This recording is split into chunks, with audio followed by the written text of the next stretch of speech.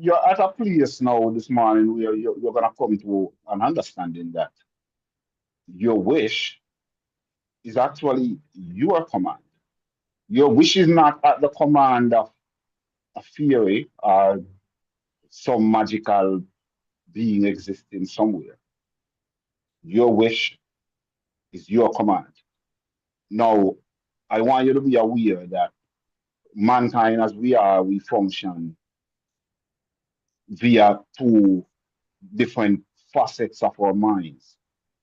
It's one mind, but it works in two different compartments. There's the conscious mind and subconscious mind. Your wish comes from your conscious mind. You consciously wish for something, but you command it via your subconscious mind. So you make the wish consciously via your conscious mind. You decide what you want, and you command, you enforce, you compel that wish via your subconscious mind. When you get into your subconscious mind and feel the wish fulfilled, while it has not in time, which is not a real thing, in time it has not come together as yet, but you can feel the wish fulfilled. Time is an illusion. You know what is yesterday, this at this exact time, it was 9 o'clock. Well, today at the same time, 24 hours has elapsed, and now it is 10 o'clock. So time is a construct of man, humanity. We manipulate a thing so that we can live our lives in doses, and so that we can put a time stamp on the events of our life. But time is an illusion. The only time that is real is now. So if you're feeling something emotionally, if you feel it, when are you feeling it? You're feeling it now. So now is the only reality. Now is the only time. So this morning we're gonna break down to you how to command your wish now. Because your wish is your command. Don't command it for a future appearance. Command it now. All right, back to your surface. Yes, sir, T. Thank you for that intro, introduction, man. Rightly so. We're privy to this video or audio, or the idea of what we're going to be talking about today. The audio is Your Wishes, Your Command. We've titled it on our end, on a more personal note, My Wish is My Command. So we're going to personalize it today by telling yourself that your wish is your command. You know, that's exactly how we're going to approach it today. We learned of this concept. I learned of this concept 2006 with The Secret. So I was just showing you guys The Secret for those of you who were early in the Zoom. You saw that I was running The Secret. That's where we learned your wish is your command. But in The Secret, it says, your wish is my command. So what they were displaying at the time was the universe was saying, your wish, you being the conscious one, the conscious mind, and the universe is saying, your wish, conscious mind, is my command. It is saying that the universe is commanding it. That was like a soft way to introduce it by way of The Secret. Then we learned from Kevin Trudeau. This guy's from Canada, and he has a series titled Your Wish is Your Command. I was introduced to that by Carl. He's not here right now, but he was the one that told me about that. I met Carl, what, 15 years ago? Was it 15 years? No, 16. 16 years ago, 2009. And he introduced me to that after we, you know, became acquainted and realized we were each of us was waking up and whatnot. And he introduced me to that. That was Kevin Trudeau. Your wish is your command. So that's when I really learned that there is no God outside of you commanding anything. You're the one commanding everything because you are consciousness, also known as awareness.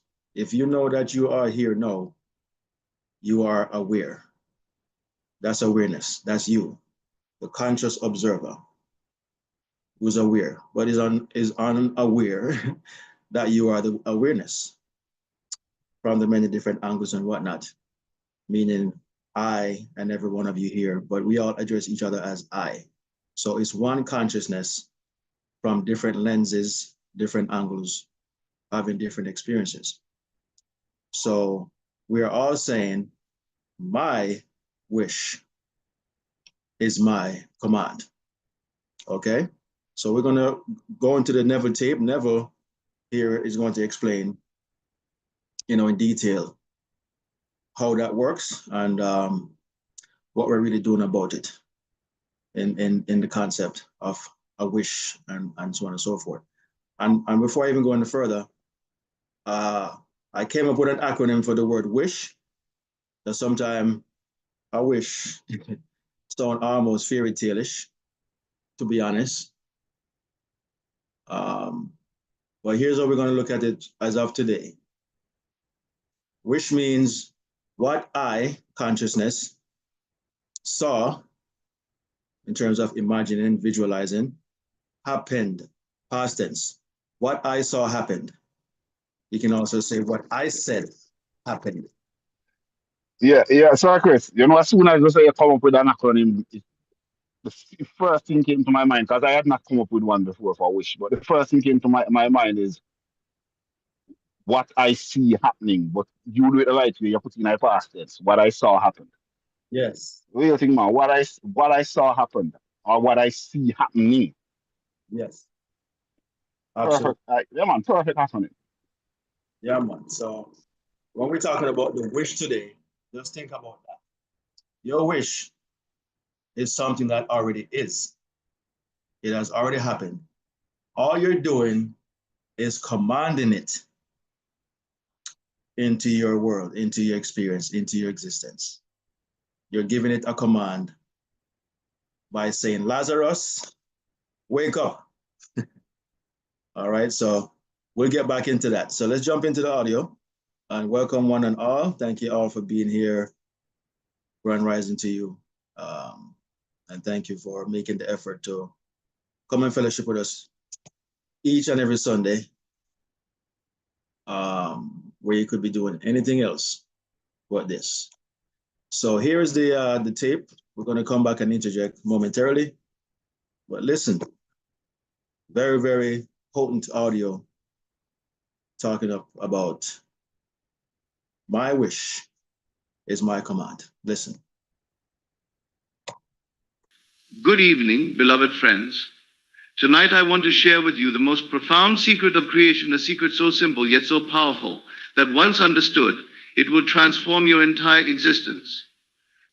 The title of tonight's talk is Your Wish is Your Command, and I mean that quite literally.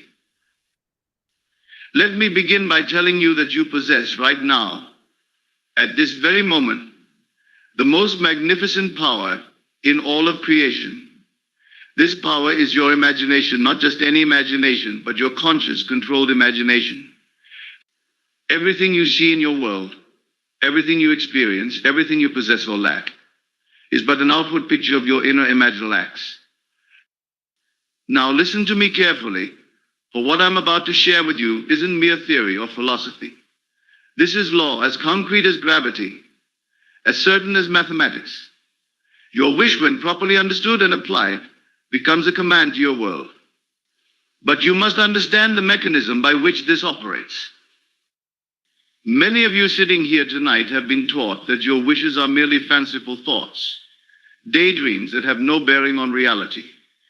You've been told that life happens to you, that circumstances control your destiny. I stand here to tell you that this is the exact opposite of the truth. Your consciousness, your awareness, your imagination, these are not passive observers of reality, they are the very creators of it. Let me share with you a fundamental truth. The world you see around you is nothing more than your consciousness pushed out. Every person, every circumstance, every condition in your life is but a reflection of your own mental activity. When I say your wish is your command, I'm not speaking of some mystical power external to yourself. I'm speaking of the power that you are. Consider for a moment, have you ever noticed how your world corresponds precisely to what you deeply believe and feel to be true? This is not coincidence. This is law. The outer world must conform to your inner assumptions. It has no choice in the matter, just as a mirror has no choice but to reflect what stands before it. But here's where most people fail. They wish, but they wish from a place of lack. They focus on the absence of what they desire, thereby creating more of that absence. When I tell you that your wish is your command, I'm speaking of a specific type of wishing one that comes from a place of fulfillment rather than want. Let me explain this. The secret lies in your ability to occupy. When you wish in the conventional way, the feeling of your wish fulfilled. I want this because I don't have it. Must very your experience of lack perpetuates. This is where most of humanity has it backwards. They believe they must see to believe. But when you wish from every human achievement first existed in someone's imagination before it materialized in the physical world. Your personal world operates by the same principle. Whatever you want to experience must first be imagined and felt as real. Now, some of you might be thinking, but Neville, I've imagined many things that never came to pass to you. I say you haven't truly imagined it. To imagine properly means to occupy the state of consciousness of already having what you desire. It's not about picture making in your mind, it's about feeling the reality of your wish fulfilled.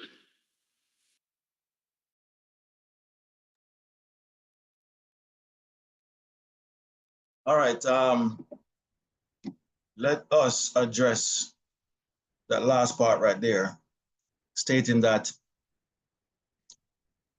whenever you imagine, you have to imagine from the wish already fulfilled, or you have to imagine from the end, meaning instead of imagining that you're going somewhere, imagine that you are already there. Instead of imagining that you're going to have something or get something, imagine that you already have something or the thing, whatever it may be. Always put it in the past tense, but you're doing it presently in mind. So you're operating from the eternal now. Everything is happening now. So don't see something as will happen, going to happen. See it as already happened. It's happened now. It's happening right now. But you're putting your desire, which is something that's going to confront you in the future per se. But you're operating from a sense of already having it fulfilled. Your conscious mind will tell you that it's not so. You will see the difficulty, the challenges, all these things will come in thought, confronting you, telling you that it is not so. And it is perfectly fine. Don't fight those thoughts. They're going to come. It's part of the process. This is what we have to understand. And part of it is just those thoughts come because they are, pretty much programs that you have running in your subconscious. Your subconscious is only feeding you what you have held true to your own self. Either currently or just throughout your life. At some point, these are ideas or thoughts that you subscribe to. When they pop up, all they're doing is giving you an opportunity to recognize where your consciousness lies, what you have entertained or subscribed to. I know you can unsubscribe from these things and subscribe to the right way of thinking, And the right way of thinking here in terms of my wishes, my command, is realizing that first and foremost, if it's to be, it is up to me. It is not up to a God in the sky. Perish that thought. Like really, really perish that thought. There is no God out there that's granting you anything, your wish or your dreams or desires and whatnot. You are the conscious observer. Let me ask you a question. Can your imagination imagine by itself? Has that ever happened? Don't you have to consciously do it? You might be inspired by some stuff, whether it be good, bad, or indifferent, but yet it is you who have to initiate the imagination. When you're sleeping, are you imagining? No, because you're no longer conscious. You're sleeping. But while you are awake, you can activate your imagination. So Neville says your imagination is this God. So if that's the case, and you are the one initiating your imagination, then how is it that there's a God out there? How? Real easy for answer. If you're the one imagining anytime you wish to, whether you're imagining something to be true or false, or something that you wish for, that it, you want to experience it, are you also wishing that, are you also imagining that based on your circumstances, it's probably not going to happen. So your imagination is impersonal. It doesn't care or stop you from what you imagine, because you are the operant power. You're the power operating itself. Okay? And so therefore, when I watched The Secret back in the day, and it says, your wish is my command, it at the time it still made me think that there was a God out there, or the universe we call it, that is granting all these wish. And so what it does and make it do is come up with a wish or some kind of desire and wait for this universe to give it to you. When Kevin Trudeau came up with it, your wish is your command, he's telling you, you're the one desiring or wishing. Again, wish is what I saw happened. It already exists. You've seen it from that perspective. You've seen it from the end, or the wish already fulfilled. When he said your wish is your command, it takes away any so-called responsibility from a God in the sky and put all of it on you. It is now your responsibility to give it to yourself. And last week we did a topic, persistent faith. Only you can have faith. Nothing else can have it for you. You have to have your own faith. So it is, you see where it is really up to you to give yourself whatever it is that you desire or wish for in this case. So every desire that you have, it is per se a wish, which is what I saw happened. You have to see your desire as something that already has happened. Contrary to whatever truth, facts that you may perceive right now in your life, that might be what is happening now, but these are from circumstances or conditions that you previously held off yourself. So you're just living out what you used to think. That's all it really is. You're living out what you had, what ideas you have out of yourself at the time. So in order for you to change that, you have to die to this present conception that you're living. Okay? You have to initiate the Judas, die to that, and realize your new wish, your new desire, and then perceive it as already happened. So block out what's happening now or what you're experiencing now and start to, in mind, see the new desire, but see it from a state of already is. Okay, already is. And you give it to your other half or your better half, the subconscious mind, to fulfill it. Yes, sir, T. Yes, sir. Yeah, just to enforce what you are explaining there, and it's coming to my real time as you speak. What you are experiencing now is what you wished for in the past, whether you realize it or not.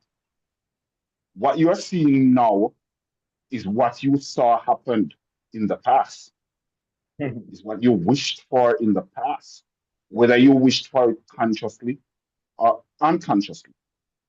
If you fear something happening, whether you are aware of it or not, you are wishing for it to happen.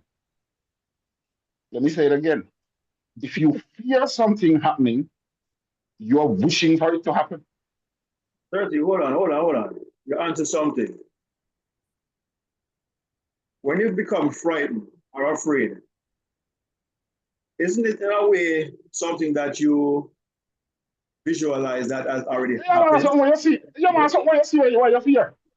It not happened yet, but why No, are it's you? not happening yet, but that's something where you see, or that you're seeing in your imagination, or something that you're afraid of it happening, and you're actually visualizing. You actually it actually have some it has some neurosensory effects to it.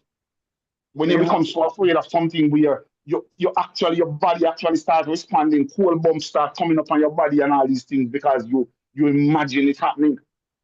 so you have the feeling then. You have the feeling, you feel it to the point where literally you can feel the cold bumps coming up on your body.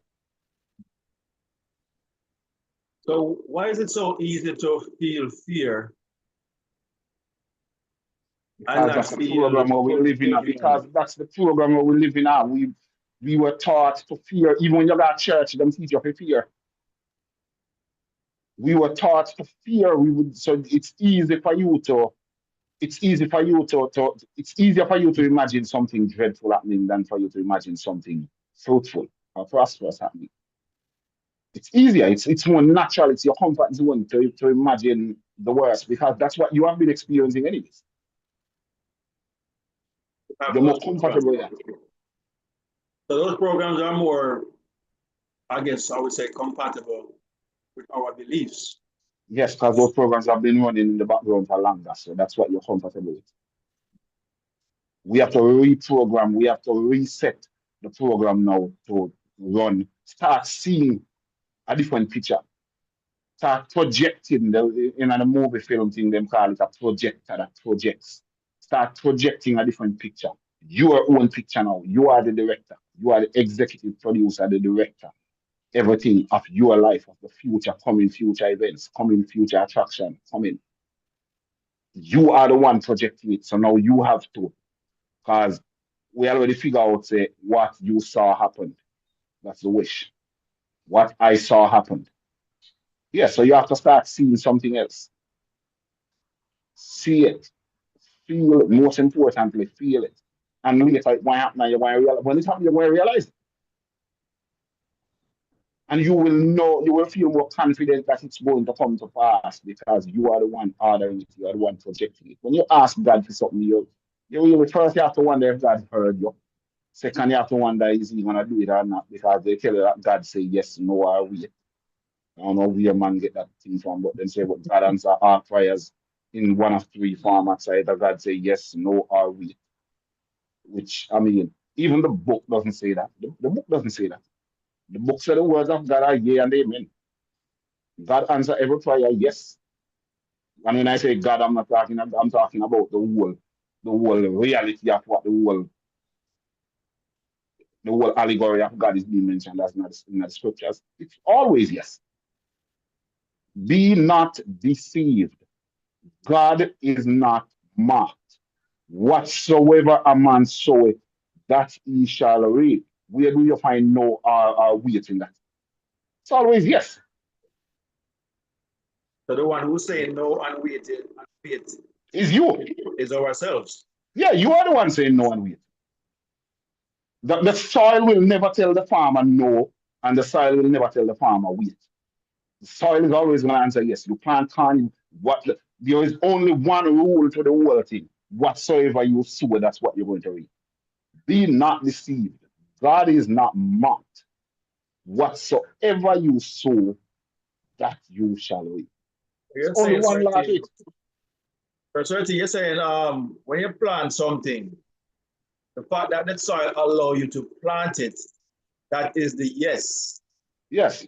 that the soil is saying, because it's not trying to reject you by saying no or wait till tomorrow. It allows No. you to plant the seed. You understand? And that allowance is the yes. Yes to everything that if you're planting corn, you're planting guinea, plum, cabbage, whatever, it doesn't refuse No. from stop you from planting it. It allows you to do it. Now, what you do after that, it also does not stop you because you can go back and pluck up the seed.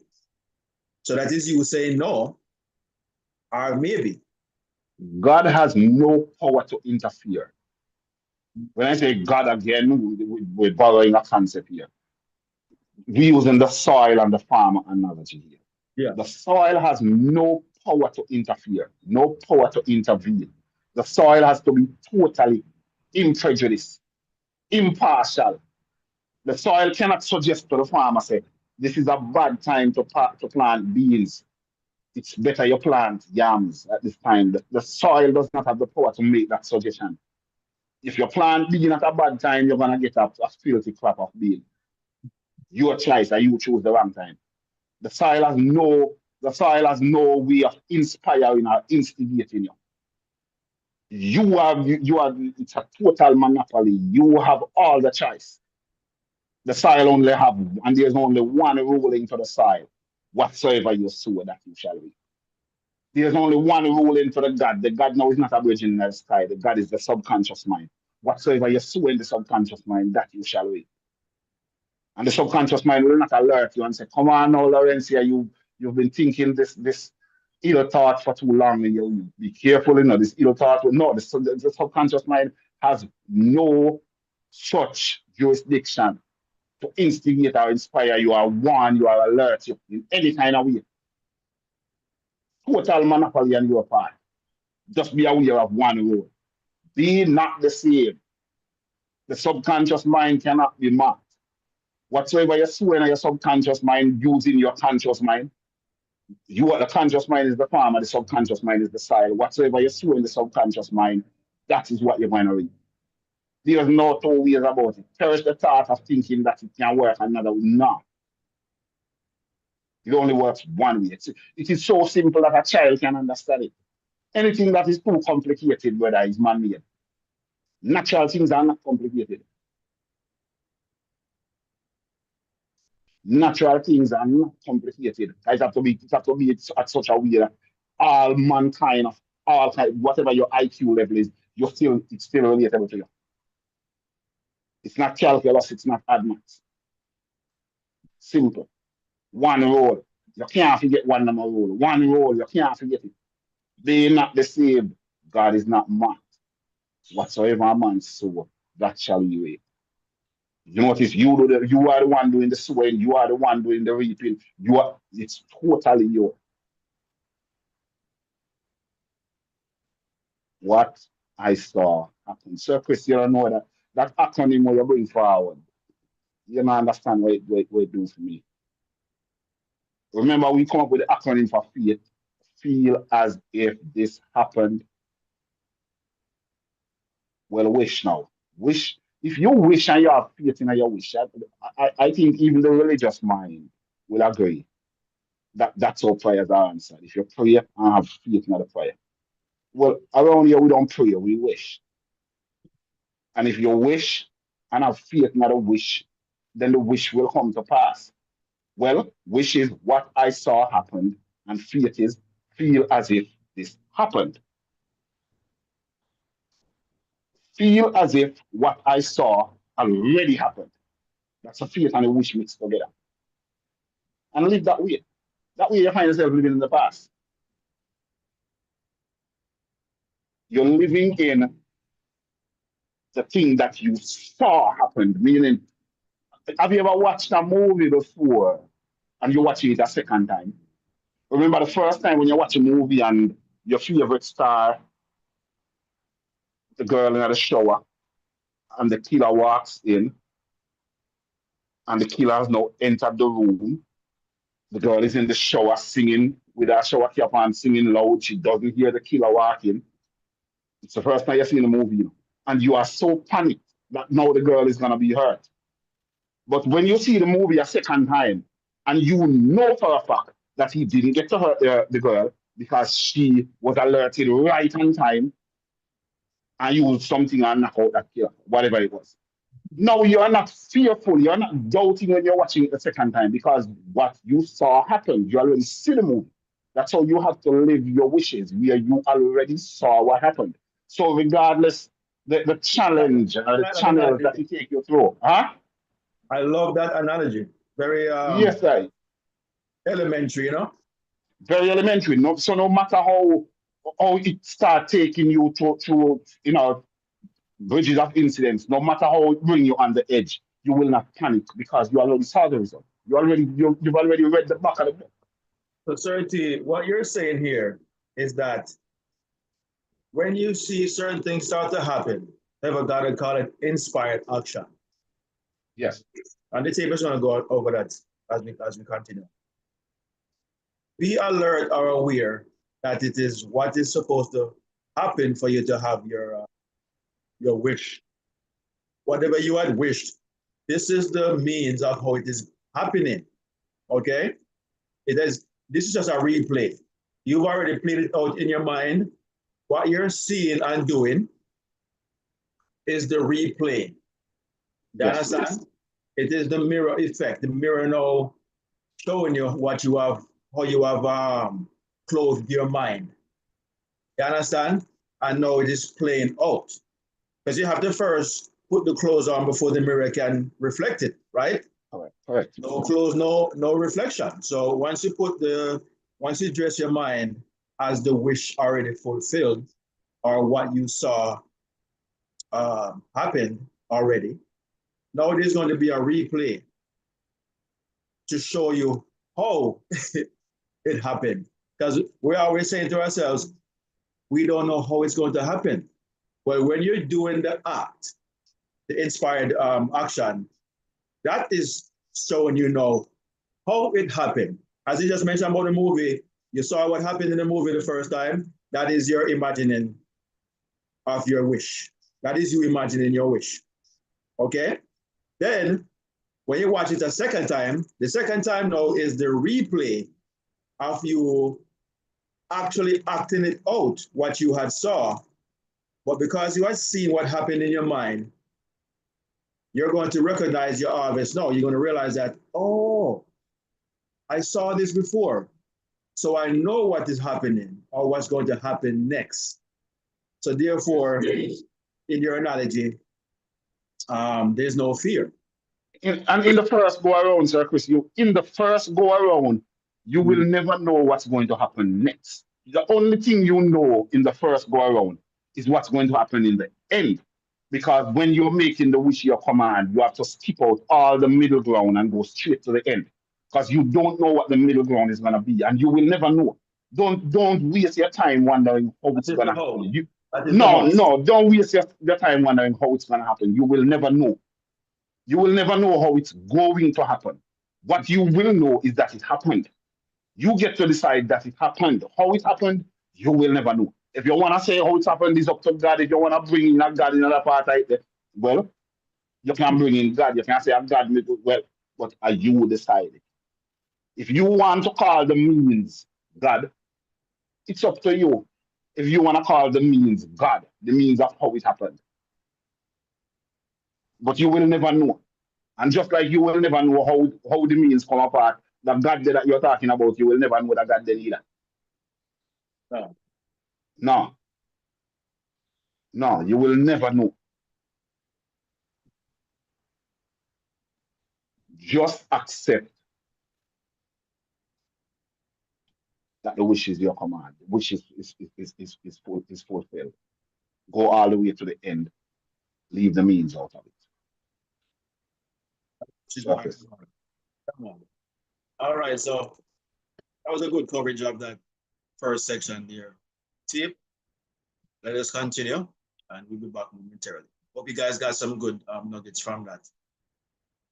Taking notes either physically or mentally, but I hope it's coming together as to what we're really talking about here. Let me give you a practical example.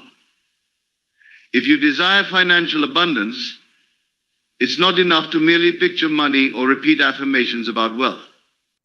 You must capture the feeling of financial security, the natural confidence that comes with abundance, the relaxed assurance of knowing your needs are met. You must live from that state in your imagination until it feels more real than your current circumstances. This is where most seekers stumble.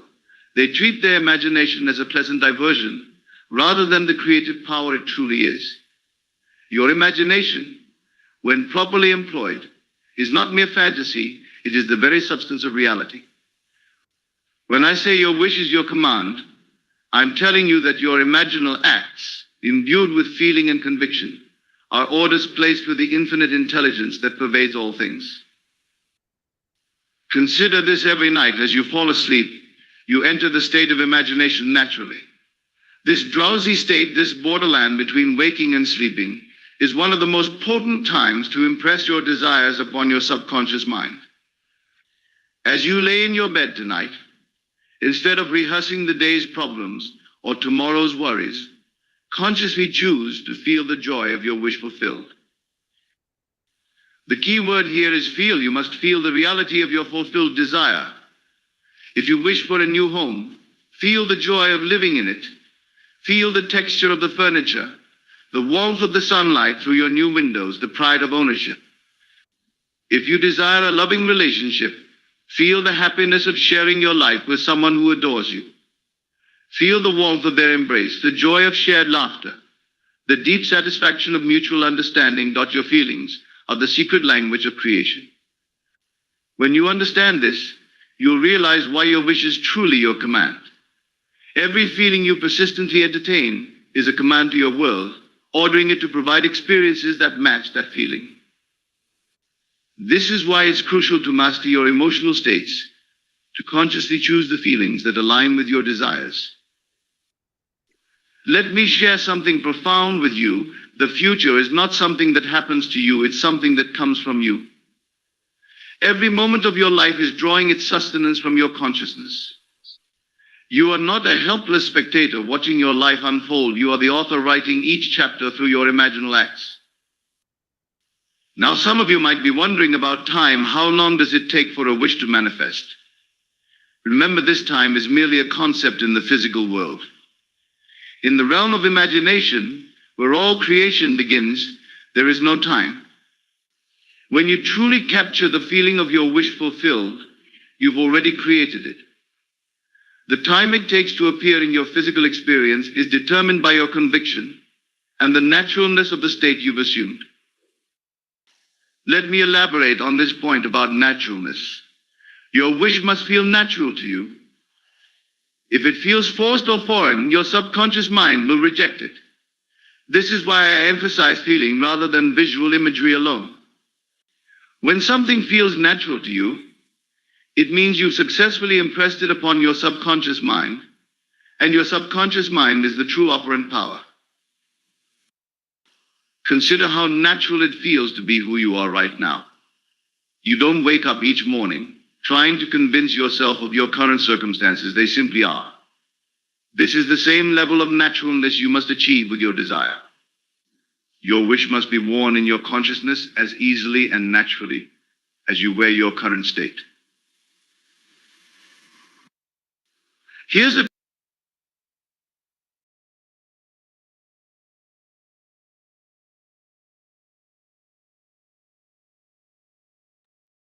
All right, man, that's some powerful nuggets right there.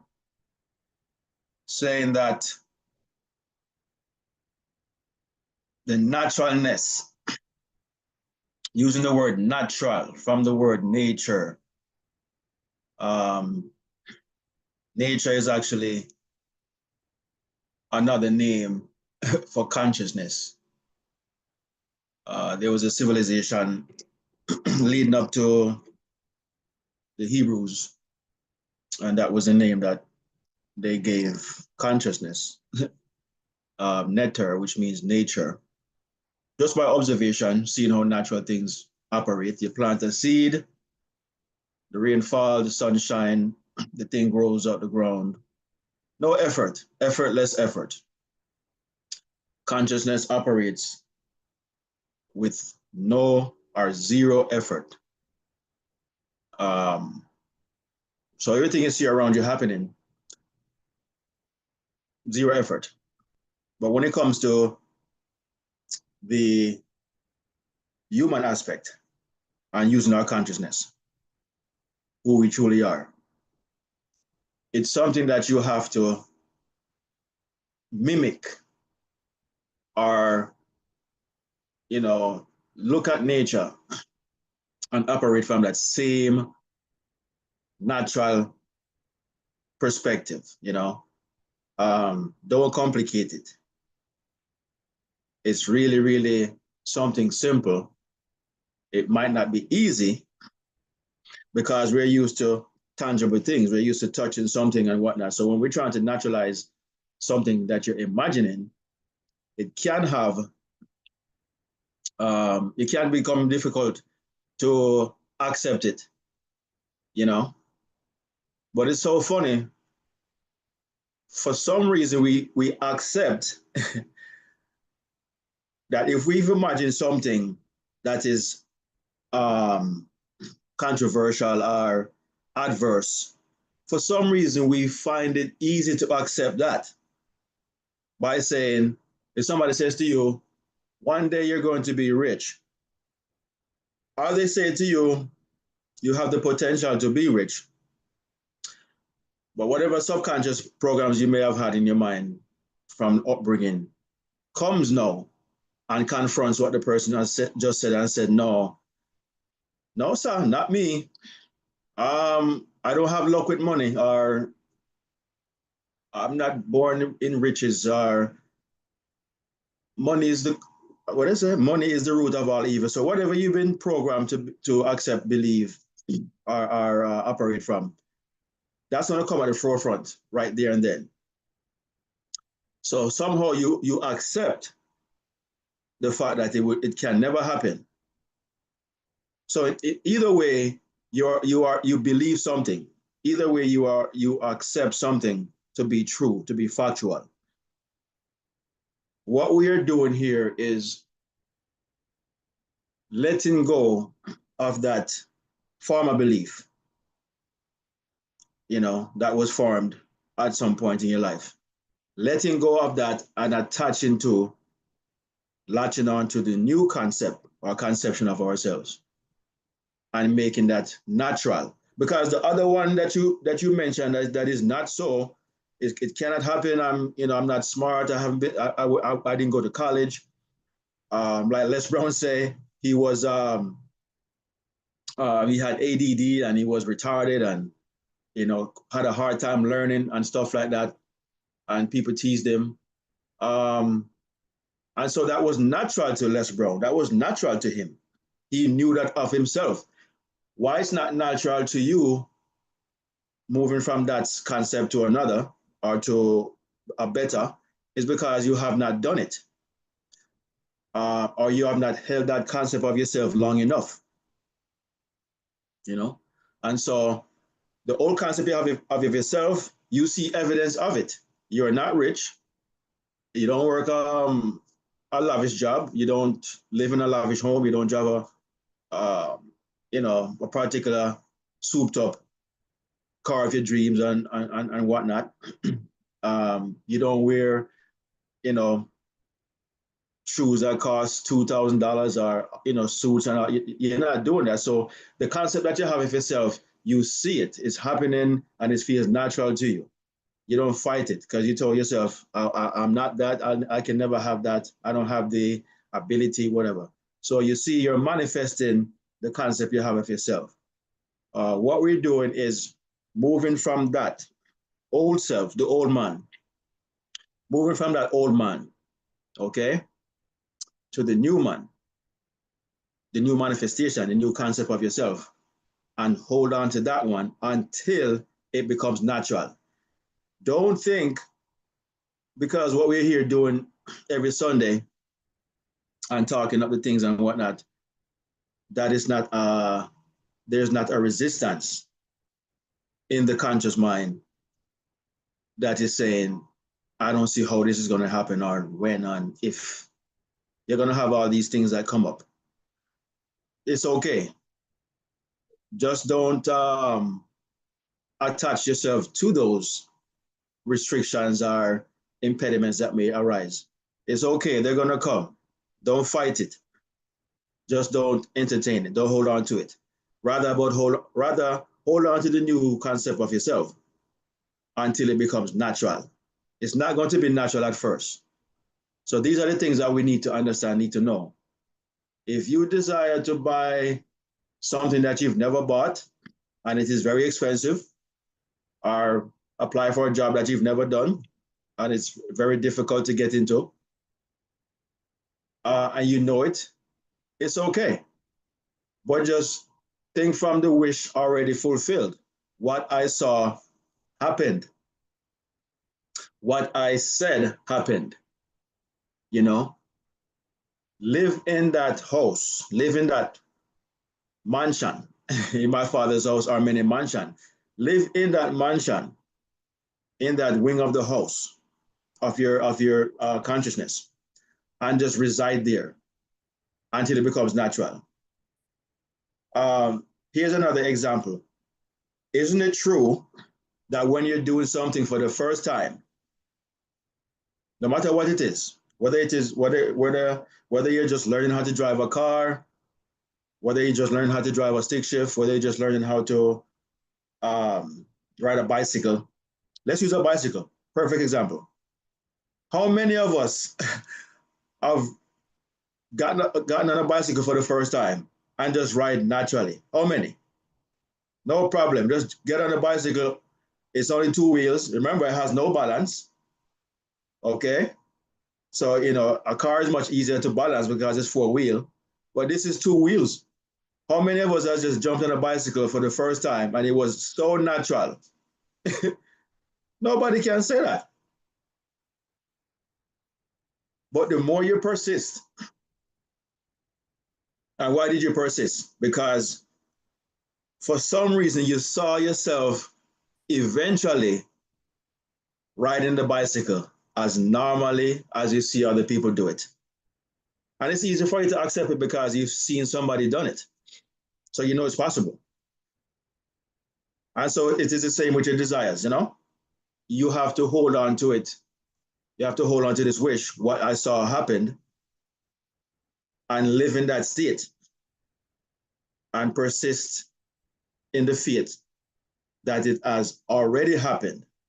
You're just holding on to it for the evidence of what you saw to become real, you know? So you're not living in some so-called fact that it didn't happen. You're only living that it happened, that it really did. And you have to persist. You persist riding the bicycle until it becomes so natural. Because you're usually assisted by someone who's holding the bicycle from the back, maybe the seat, and giving you balance. And then you're riding the bicycle, don't even realizing that they have let go. You're riding the bicycle for another 10 feet, 20 feet, and you thought the person was behind you. And don't realize that you have now mastered somewhat how to ride the bicycle with balance until you realize the person is not behind you and you start to panic and you fall. So you see, it's all in the mind. But however, that will pass and you will no longer need the person to hold you and assist you. You will ride the bicycle. I remember when I learned to ride my bicycle, I was 10 and I think it took an hour for me to get it down packed. So much so, I was racing after I learned how to ride a bicycle. I ended up crashing because I got so excited. But um, you know, just the persistence and wanting to make it happen, wanting to do it, led me to getting it, mastering balancing the bicycle within an hour or so. And after I learned it that day, that was it. I never had to get help anymore. I had complete faith that I knew how to ride a bicycle. It was natural. It was unnatural at first. It became natural afterwards. And when I watched Kevin Trudeau talk about your wish is your command, um, some 15 or 16 years ago, he explained something in there that made sense as to why things become natural. Okay? Why things become natural. And we go through 4 stages. And the first stage is called what is it called again? Incompetent consciousness. It's like you're not competent. You don't know that you're doing it. You don't know how to do it, I should say. It's not something that you've done before. So you're incompetent in that aspect. But in persisting, you become competent in what you did not know before. You now know that you do not know. So once you start to do it, now you know that you're incompetent. Okay, now you know that you do not understand what you're doing, but if you persist, you're going to conquer the ignorance of it. And then as you continue, you will fall into what they call um, you are now consciously competent. You know that you know what you're doing. You know that you can ride the bicycle, but you haven't gone to the stage where it is what I'm call it second nature or natural. That last stage is called unconscious competence, where you don't think about what you're doing, you just do it. You're operating from the subconscious at this point. Unconscious competence. That's the last stage. Anything you're learning, that's where you're headed to. Unconsciously competent, meaning that you don't think about it. You grab the bicycle, you jumped on the bicycle, and you just ride. You don't think about it. Do I ride with my right foot first, left foot first? Do I sit on the seat? You don't think about whatever. You just get on the bicycle and you ride. You're at the unconscious, competent state. You're competent in your subconsciously. You don't think about it. You just do it. That's what is natural. When you get to that stage, you are now natural. So you have to do the same thing in your mind. You're going to go through the same thing in your mind in those stages. You're gonna realize that you have no competence of what you're imagining, meaning that you don't know how it's going to happen. But as you imagine and you continue seeing it, and you start to accept that this is possible. If you do it over and over and over and over and over, like riding a bicycle, you will get to the stage where you're now in a natural state. You have accepted it. And I have some things that I desire to achieve, and I'm not lying to you. The thoughts come as maybe not how it's going to happen, you know, but it's like you're like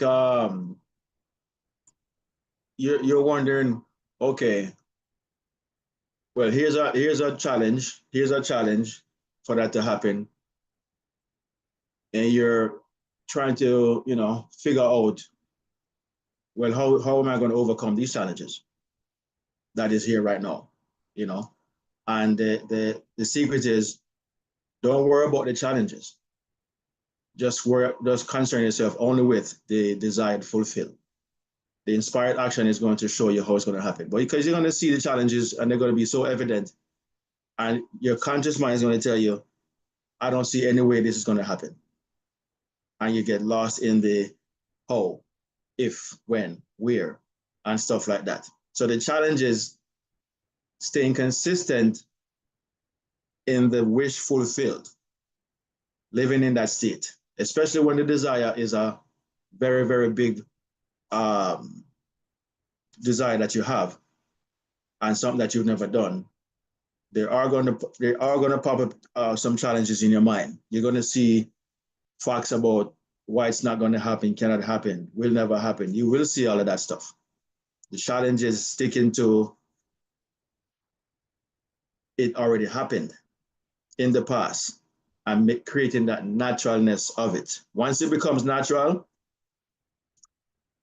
you will start to see some inspired action, some movements, happening for you to make it appear in your experience. You will see how it's going to be done, and it's going to feel natural.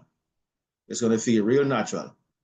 You're going to realize that it was all in your mind in the first, and if you could just let go of the resistance, of the doubts and the fear and the worry, and just hold on to what already is.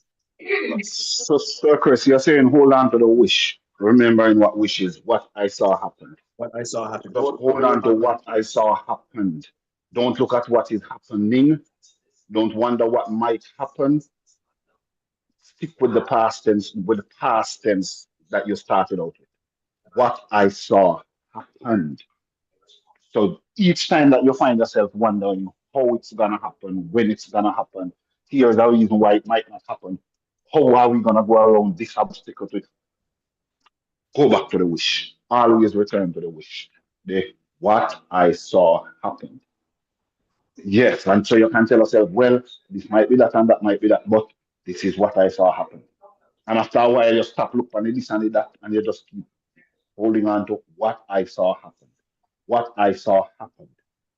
What I saw happened. You cannot deny that you saw that happen, because you saw it, if that's proper English.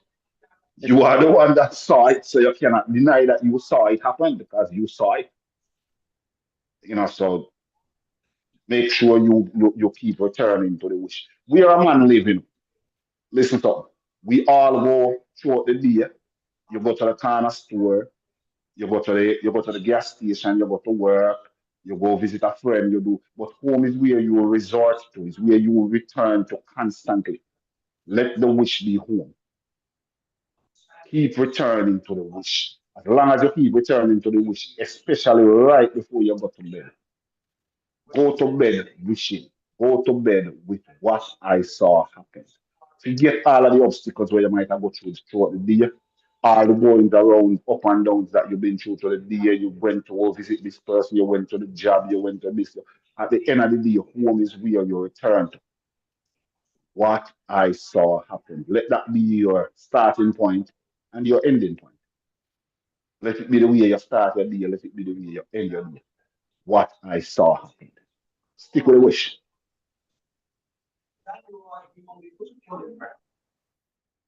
Yes, certainly, absolutely.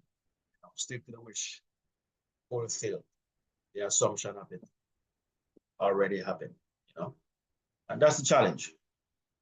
So naturalness is what we're seeking after. When it feels natural, whatever that is to you, then you're going to start seeing inspired action. Okay. So that said, let's jump back into it. I think Neville was going to give an idea or an example of the naturalness of your wish fulfilled. Let's hear what he has to say. The crucial point that many miss: you cannot serve two masters. You cannot maintain your current concept of reality while attempting to establish a new one. When you truly understand that your wish is your command, you'll stop looking for signs or waiting for external confirmation. You'll know that the only confirmation needed is your own feeling of naturalness about your desire. Let me give you a personal example. Years ago, I desired to be a successful speaker, sharing these principles with audiences around the world. Instead of wondering how this would happen or looking for opportunities, I simply assumed the feeling of being that successful speaker. I would fall asleep feeling the satisfaction of having shared these truths with others, feeling the gratitude of those who had been helped by these principles. I lived from that state, and the outer world had to reshape itself to match my inner assumption. This brings us to another vital point: your wish, when properly planted in consciousness, will grow by itself. You don't need to know how it will manifest. Your role is to maintain the feeling of the wish fulfilled, to live from the end. The infinite intelligence within you knows far better than your conscious mind how to bring about your desire. Think of it like planting a seed. Once you plant a seed in fertile soil, you don't dig it up every day to check its progress. You don't stand over it trying to force it to grow. You simply water it and trust in the natural process of growth. Your wish, planted in the fertile soil of your consciousness, operates in the same way. But here's where many of you might be tripping yourselves up. You plant the seed of your desire through imagination, but then you continue to focus on the absence of what you want in your physical reality. This is like planting a seed and then immediately covering it with concrete. Your attention to the lack of your desire negates your creative work. Remember, your consciousness is the only reality. What you're conscious of, you manifest. This is why I tell you that your wish is your command, because your consciousness is the controlling power in your life. But you must be faithful to your wish. You must be loyal to the state you've imagined. This faithfulness doesn't mean constantly thinking about your desire. Rather, it means maintaining the quiet assumption that your wish is fulfilled, regardless of appearances. When doubt arises, and it will simply return to the feeling of your wish fulfilled. Don't fight the doubt, simply replace it with the feeling of completion. Now, let me address something that many of you struggle with: the apparent contradiction between your imagined state and your current circumstances. The outside world will always present evidence against your new assumption. This is natural and should be expected. Your physical reality is nothing more than the shadow of your past thoughts and assumptions. It is the harvest of seeds planted in the past. But here's the liberating truth: the present moment is where your power lies. Right now, in this very moment, you can choose to occupy a different state of consciousness. Your circumstances may tell you that you're limited, lacking, or unlucky. But remember, circumstances have no power except that which you give them through your attention and belief. Let me share with you a powerful technique I've used countless times. I call it living from the end instead of seeing your desire as something to be achieved in the future. You must experience it as an already accomplished fact. Your wish isn't something that will happen in your imagination. It has already happened. Think about this: when you've achieved something in your life, how do you feel? There's a quiet certainty, isn't there? A calm knowing that requires no effort to maintain. This is the feeling you must capture and maintain about your desire. When your wish is fulfilled, you don't go around constantly declaring it or trying to convince yourself of it. You simply know it. This brings us to an important distinction: the difference between wishing and knowing. When I say your wish is your command, I'm not talking about the kind of wishing that comes from a sense of want or lack. I'm talking about knowing with every fiber of your being that what you desire is already yours in the realm of imagination, which is the only reality that matters. Consider how you know your own name. You don't need to convince yourself of it. You don't need to repeat it constantly. You simply know it. This is the same level of certainty you must achieve with your desire. When someone has this level of certainty about their desire, the outer world must conform to match it. It has no choice in the matter. Now, let's address another crucial aspect of this law: your self-concept. Your wish must be in harmony with your concept of self. If you wish for something while maintaining a self-concept that contradicts it, you're engaging in futile mental warfare. This is why changing your self-concept is often the first step in manifesting your desires. For instance, if you wish for financial abundance, but hold on to a self-concept of someone who struggles with money, your wish will be constantly undermined by your deeper belief about yourself. The solution isn't to focus more intensely on the money, it's to revise your self-concept to that of someone who naturally attracts and maintains wealth. This brings us to the power of revision, one of the most practical and powerful tools you have at your disposal. Every night before you sleep, you have the opportunity to revise your day in harmony with your desires. If you experience lack during the day, revise it to experience abundance. If you face rejection, revise it to experience acceptance. Your imagination knows no limits. And as you fall asleep in the consciousness of your revised experience, you're actually reshaping your future. Remember this, your consciousness is the only reality. Everything else, all that you can see, touch, and experience in the physical world is merely an effect. When you change your consciousness, when you change what you're aware of being, the effects must change to match your awareness. This is why I emphasize feeling over mere visualization. Anyone can create mental pictures, but feeling is the secret. When you can feel the reality of your wish fulfilled, when you can live from that feeling state, regardless of external circumstances, you have mastered the art of conscious creation. Let me give you a practical exercise tonight. As you prepare for sleep, choose one desire, something you wish to experience in your life. Now, instead of thinking about how to get it or when it will come, create a scene that implies your wish is already fulfilled. Make it a short, simple scene that you can easily repeat. As you lay in your bed, enter this scene in your imagination, but don't just watch it, be in it. Feel it as real. Feel the satisfaction, the joy, the completeness that comes with having your desire fulfilled. Loop this scene over and over until it feels as natural as any memory of something that has actually happened to you. Then, let yourself drift off to sleep in this consciousness. This exercise, when properly done, is far more powerful than all the external actions you could take. Why? Because you're operating at the cause, not the effect. You're working with the only true creative power, your consciousness. Now, let me address something that often confuses people about this principle. When I say your wish is your command, some assume this means they should never take action in the physical world. This is a misunderstanding. Action will come, but it will be inspired action, flowing naturally from your new state of consciousness. You won't have to force it or figure it out. It will unfold naturally and effortlessly. To think of it this way, when you're hungry, you don't need to figure out how to be hungry. The feeling of hunger naturally leads to actions that will satisfy it.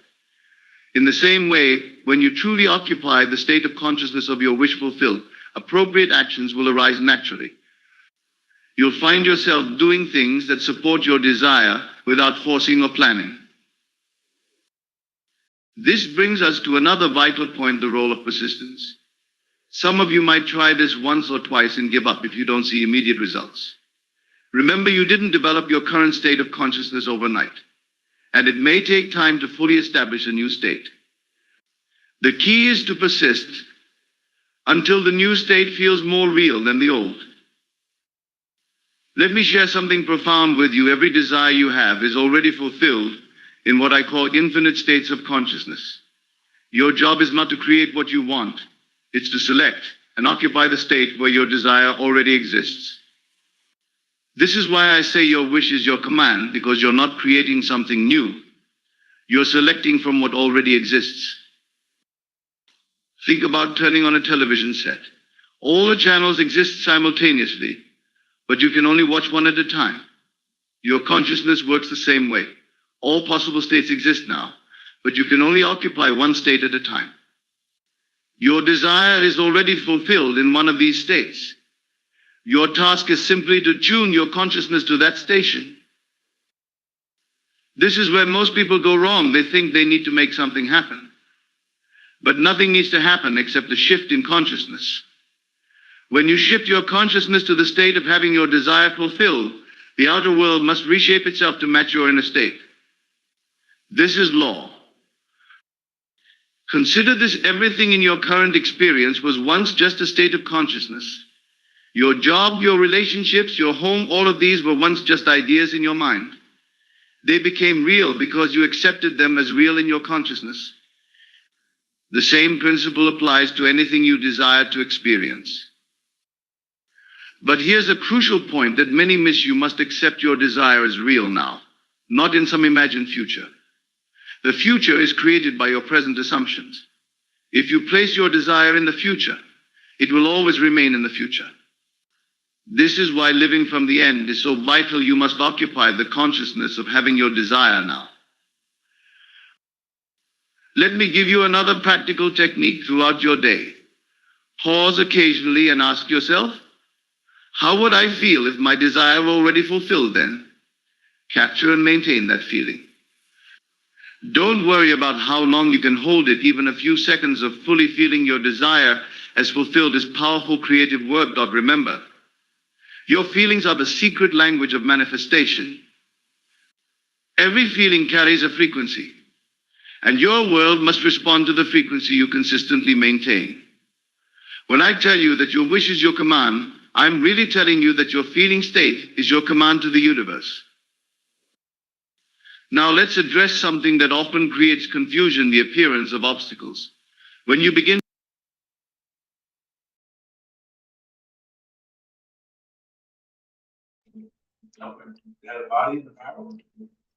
So, Chris, All right, so just so we don't let that slide, we want to address the feelings, Sir T. We want to yes, sir. address the feeling state of manifestation. You know, feeling is the secret. That's one of Neville's most popular or famous book. Feeling is a secret. Let's see. So those of you who are Bible scholars and whatnot, you may have read this particular scene in Genesis with four individuals. All right, Isaac, Esau, and Jacob, and Rebekah. All right, this scenario right here perfectly exemplifies how to use your feeling to make something natural, how to naturalize something by way of feeling. And that will lead to you getting your desire, whatever your desire is. I see you, and Sir Marlon, coming to you, Charlie. So in the story, Isaac is the father, the generator. He's the superconscious mind in this aspect, or the entirety, the whole. Everything is coming from him in this sense. He was the one desiring. He desired to taste his favorite food, as he was in a state where he could not see anymore. This is, people take this for a real story, or a historic story, but it is explaining a principle of consciousness that is always true. The events that you read is not real. Didn't happen in reality or in history, but it is a true explanation of consciousness, how it works. So he desired to get his favorite food. He could not see at this point. He told his son, his firstborn, Esau, to go and hunt for goat or whatever to make his favorite food. Rebecca, his wife, overheard his conversation and told it to Jacob. Now, the word Rebecca means to tie or to join, to make two become one. Therefore, she had a pair of twins. So her name really means twin, making two become one. she had twin boys, Esau and Jacob. Esau was the firstborn, Jacob was the secondborn, right? Jacob name means supplanter. He's going to take the space of something else or someone else in this case. So Jacob wanted to get his brother's birthright, right? Which in the tradition, Hebrew tradition, is the blessing of the father with all of his, you know, belongings and whatnot. It would be given to Jacob. So Jacob wanted all of what the father has, but he's not the firstborn. He's the secondborn. And the firstborn is the only one who's entitled to it. Anyways, the story goes that the mother overheard Esau said what he said. Now the mother here, she's acting as the subconscious mind, the vow. She's joining your desire to you. Okay. Now here's how she did it. She overheard what Esau said, and she knows, wasn't explained to her, but she knows exactly what to do. Isaac said, I want my favorite food. But she knows that he's going to want to feel he was given the blessing to, because he cannot see. So the only way he can see really is by touch or feeling. All right. Now she dressed Jacob into sheep clothing or goat skin, because Esau, which means hairy, is the one who was hairy and the one that he sent out to go hunt. And Esau is gone now. So they have to pretend that Esau came back. Anyways, she dressed him up as the thing that the father will be asking. Let me feel if this is really what it is or who the person is. So when Jacob came back in the room, he had on goat skin, he had on Esau's shirt to smell like Esau, but he could not disguise his voice. His voice was going to give him away. So he had to dress up so that his father can feel like it's the right person. So the mother knows this. The subconscious mind knows that you have to dress the part. All right. He comes in, he says, I'm back. The father said, you're back so quickly. Say, yeah, man, God already prepared the food for me, so I didn't have to go far. I said, well, that's all well and good, but you sound like your brother, Jacob. So because I'm blind and I cannot see, come nearer so I can feel you, to make sure I'm giving the right person the blessing. He goes to his father. His father felt that he was rough, that he was hairy.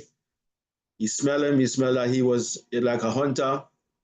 And he said, well, you sound like your brother Jacob, but you feel like Esau. And he went ahead and blessed Jacob. What is the point behind that? The point behind that is that you have to have the feeling of the one who deserved the blessing or deserved the wish, as we're talking about here. Jacob's wish was to receive his brother's blessing. So the blessing was not his in the story, but you see, the father, the superconscious, does not care who the one desiring or wishing is. The father is blind, impartial, cannot choose yea from nay, cannot say, yes or no or whatever. The father's answer is always yes, so long as you have the right feeling, the feeling of the wish fulfilled. Jacob always wanted this wish, always wanted to get his brother's birthright. And the time approached where he could trick his father to get it, okay? But he had to dress the part and garner the feeling, so that when his father felt him, he would say, yes, this is who deserved the blessing. The father does not care that it was not Esau. Even though Esau is the one who deserved the blessing, Esau was not there. So Jacob saw the opportunity to garner the feeling of what the father was looking for. The father is always looking for feeling. okay? And the Father communicates with the subconscious. The superconscious communicates with the subconscious, okay? What is that? All of us are, all of us have a subconscious mind, but all of us together is the whole, the Father, okay? And your subconscious, whatever you're desiring, when you impregnate your subconscious mind and you dress the part and garner the feeling, the subconscious mind in you is going to now go to the Father with the feeling that you have dressed up the subconscious mind with. The subconscious mind is going to communicate with whoever it may be that is going to help you to get your desire. Don't know who that person is or persons are, our company is, or opportunity is, but the subconscious mind is going to be communicating with the Father being any and every other subconscious mind that it needs to come in contact with to make your desire come to fruition, to reality. Okay, so the one aspect of the Father is always in you, listening and learning and garnering whatever feeling that you may have, whether it be good, bad, or indifferent. It then is going to take that feeling that you have dressed it up with to the Father. So when you read the story about this here, this is not four people operating. This is one mind, one person who's going through a series of mental operation. Your first always being the Father, the one desiring. Okay? Then you are Rebecca, who hears the desire and whatever that desire is, it attaches that desire to yourself, to you. But you must first have the feeling in order for you to attach it. Okay? Another side of the story is that what it really was showing you out there as well was that Esau was your old perception of yourself that you have to get rid of. You have to send out part of what is that old conception? Well, I don't have enough money to travel to Europe, or I don't have enough money to buy this house, or my credit is messed up, or whatever it is. That's your old conception of yourself. You have to send that away hunting so that your new conception of yourself, which is Jacob, the supplanter, he's going to supplant the old you, the old man. The old man is Esau, the old ideas, the old programs. You have to send that away to somewhere else, away from you, so that Jacob can come in, your new conception of yourself, and supplant that. If you don't do that, if you're trying to hold on to Esau, the old conception of yourself, while you're trying to get Jacob, the new conception of yourself, it's not going to work. That's what Never was just mentioning here, that you are conflicting your desire. The subconscious mind will not know what to do. You understand? Because you're riding two horses at the same time. You have to be very straightforward in what you're really doing and work from that perspective. Cannot be wishy-washy. One way you believe, another way, another time you doubt. You cannot do that. You have to, doubt is Esau. Send doubt away, and faith, or your wish fulfilled, is Jacob coming in to supplant what you used to doubt could happen.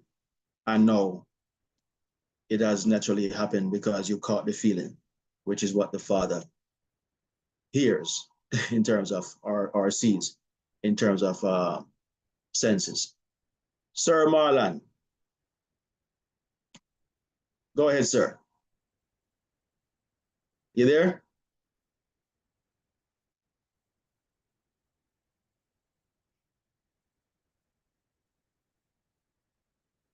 Sir Marlon,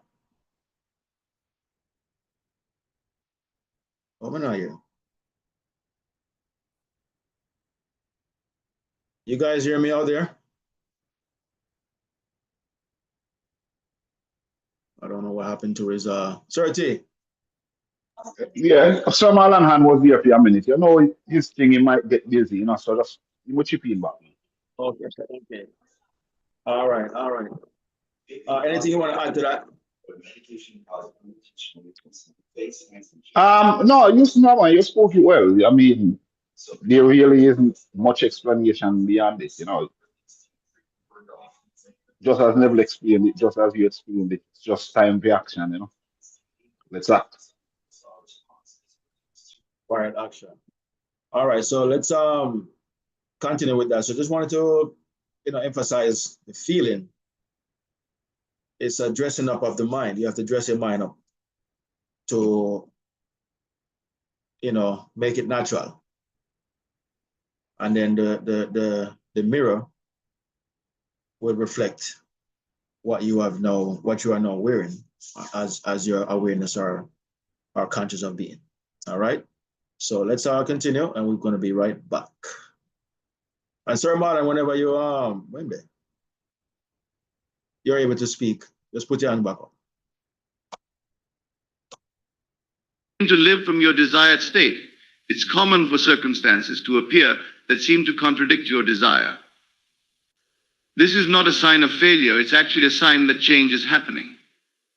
These obstacles are simply the bridge of incidents leading to your desire's fulfillment. Think of it like this. If you're redecorating a room, it often looks messier during the process than it did before you started. The same is true when you're rearranging your life through conscious imagination. Don't be discouraged by temporary disorder. Keep your focus on the end result, the feeling of your wish fulfilled. This brings us to another crucial understanding: the importance of your inner conversation. Your self-talk is a continuous command to your subconscious mind. When you catch yourself engaging in negative inner dialogue, gently shift it to align with your desire. Don't fight the negative thoughts, simply replace them with thoughts that support your wish fulfilled. Let me share a powerful truth with you. Your inner conversation is actually more real than what you call reality. Your physical world is simply your inner conversation pushed out, made visible. When you truly grasp this, you'll understand why monitoring and directing your inner dialogue is so crucial. Consider this: everything you see and experience in your physical world was once someone's inner conversation. Every invention, every building, every institution began as someone's inner dialogue before it became an outer reality. Your personal world operates by the same principle. This is why I emphasize the importance of catching your thoughts when they drift to unwanted scenarios. Each thought, each internal statement is a seed planted in the fertile soil of your subconscious mind. Your wish, when properly planted and nurtured through consistent inner dialogue, must come to fruition. But remember this: your subconscious mind doesn't understand negatives. When you say, "I don't want to be poor," it focuses on poverty. When you say, "I don't want to be lonely," it focuses on loneliness. Your inner conversation must be stated in positive terms, focusing on what you want rather than what you don't want. This brings us to another vital aspect of conscious creation: the law of assumption. When you assume something to be true, when you completely accept it as fact in your imagination, you create a condition that makes its manifestation inevitable. This is why your wish is your command, because your assumptions about reality become your reality. Think about this right now. You have countless assumptions about yourself and your world. These assumptions weren't necessarily chosen consciously, but they're creating your experience nonetheless. The good news is that you can consciously choose new assumptions that align with your desires. Here's a practical way to work with this: choose one assumption that, if true, would indicate your desire is fulfilled. For instance, if you desire financial abundance, you might assume money comes to me easily and frequently. Make this assumption your companion throughout the day. Let it color your perception of everything you experience. The key is to make your new assumption feel as natural as your current assumptions feel. This doesn't happen through force or repetition alone. It happens through living from the assumption, through allowing it to influence how you interpret and respond to your daily experiences. Let me share something profound that many fail to grasp. The world you experience is not separate from you. It is your consciousness pushed out. Every person, every circumstance you encounter is showing you your beliefs and assumptions about life. Once you truly understand this, you'll see why I say your wish is your command, because you are the author of your entire experience. This brings us to the concept of everyone being you pushed out. The reactions and behaviors of others towards you are determined by your concept of self and your assumptions about them. If you wish to change how others treat you, you must first change your assumptions about them, and more importantly, about yourself. Consider this. Have you ever noticed how people tend to treat you exactly as you expect to be treated? This is not coincidence. Your expectations, your assumptions about how others will behave are commands that they must follow. They have no choice in the matter, for they are playing the role you have assigned them in your consciousness. Now, this doesn't mean you're controlling others against their will. Rather, you're selecting which version of them you experience through your consciousness. Just as there are infinite states you can occupy, there are infinite versions of every person. Your consciousness determines which version you encounter. This understanding gives you tremendous power, but it also comes with responsibility. If you're experiencing unpleasant behavior from others, the solution isn't to try to change them externally. The solution is to change your assumptions about them. As you do this, you'll naturally encounter a different version of these people. Let me give you a practical example. If you wish to experience more respect from others, instead of trying to demand respect or prove you deserve it, simply assume that you are someone who is naturally respected. Feel the feeling of being respected. Live from that state. As you do this, you'll notice people naturally beginning to treat you with more respect. This brings us to another crucial point: the importance of self-love and self-respect. Your wish can only manifest at the level of your self-concept. If you wish for something wonderful but deep down don't feel worthy of it, you're sending mixed signals to your subconscious mind. Your self-concept must be revised to match your desire.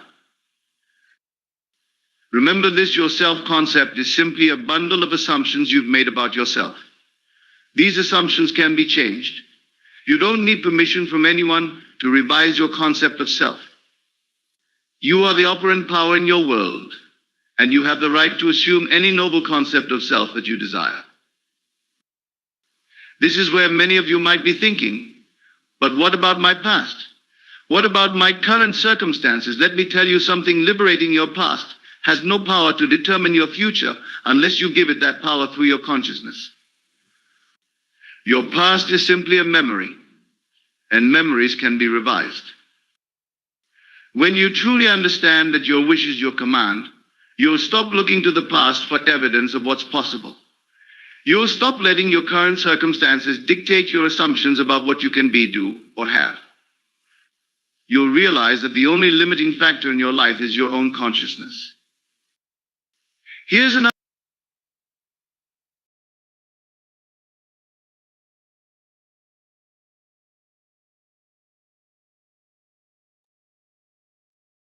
Yes, sir, Marlon, go ahead.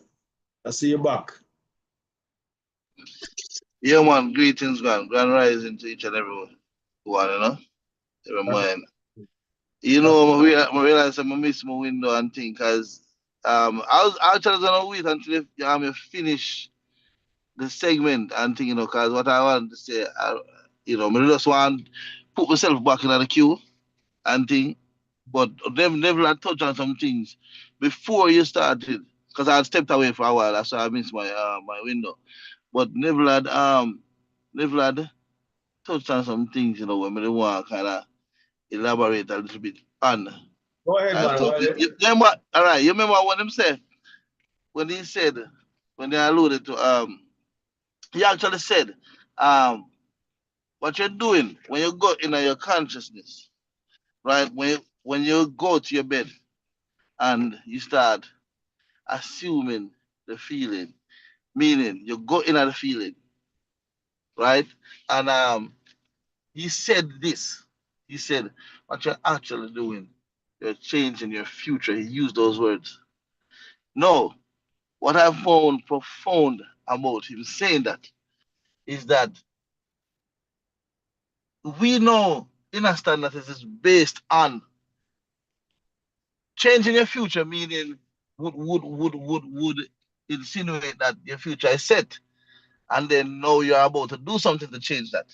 So therefore, it's like your future is set, but we now know that the future is set based on your current trajectory, your current way of thinking and acceptance of reality. So therefore, it would seem like, and he went again and said, the many possibilities are the many, like tuning into the radio, the different channels of your life, right?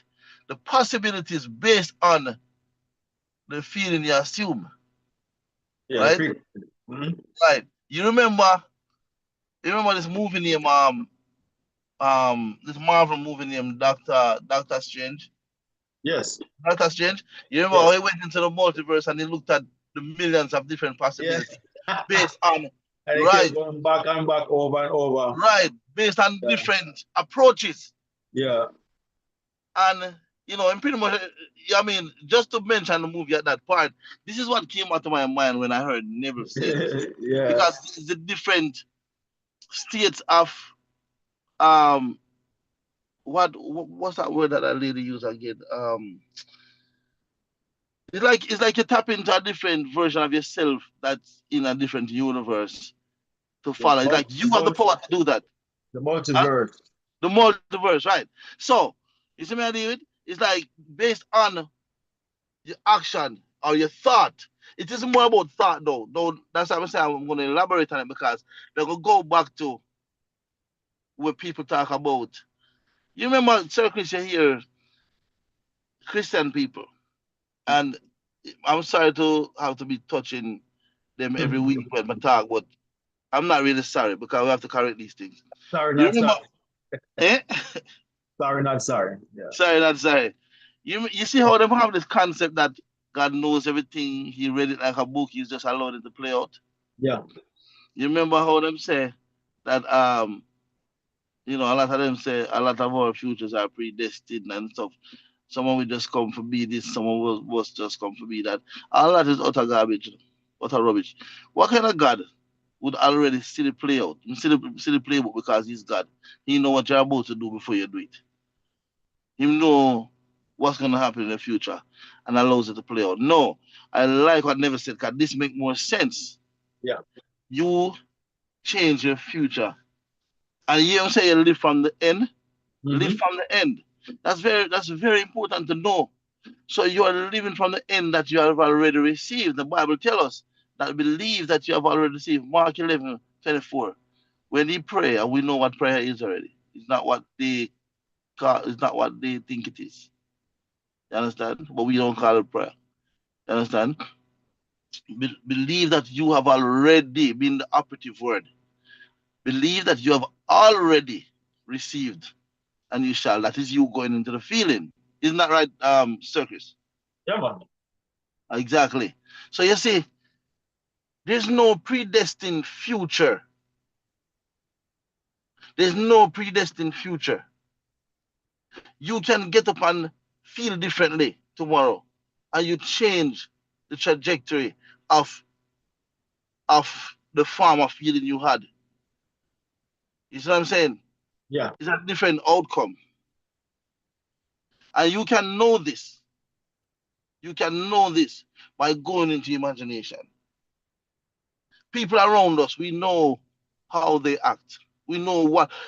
Sir Chris, based on your um identity with your mother, with your father, with your auntie, your uncle, those people that your wife, your children, based on your interaction with them on a frequency, Can you not safely say, if me say this to my wife, this is exactly what she gonna say? Don't it? Yeah, man. You know. You know, so if you say a particular thing to her, you know exactly how she gonna respond, don't it? Yes, yes. That's because of frequency. That's because you knowing her. So the point, Alignment. yeah, Alignment, yeah. exactly. You see what I'm saying? So you see, this is real deal. This makes so much more sense. Listening to what Neville is breaking down. You understand? That's the possibilities are endless, and we have the ability within us, and it is all mental. It is all within our consciousness, subconsciousness, Yeah. to do this.